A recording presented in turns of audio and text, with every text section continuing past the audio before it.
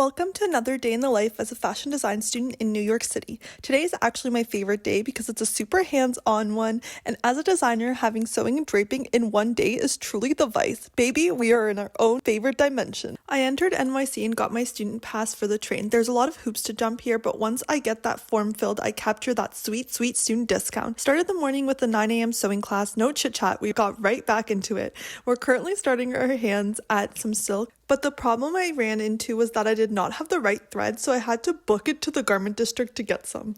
To do some geometry, I had to run 10 blocks to the garment district and only had 30 minutes, so I was moving a block a minute, flying through air for some threads and a dream. I made it back to class in time for the demos, so all was good. We're currently working with silk and sewing samples. This basically means that we cut up silk into squares and then sew different types of finishes on the fabric to learn all the different seams and hems that you can do on clothes. Silk is a really hard fabric to work with because it's slippery, it's thin, delicate, expensive, but it's so special since it's an animal-made fiber, and let's be real, it's gotta be my favorite to wear. Class ended at 1, but I stayed till 2 to finish my samples so that I did not have to do homework. Then I headed to my draping class that ran from 2 p.m. to 5 p.m. We finished demos surrounding the peg skirt, and I worked on her so that I could get it done in time for submission, which means that your girl stayed after class too. Then I headed home to catch the 6:30 p.m. train back to my palace in Jersey.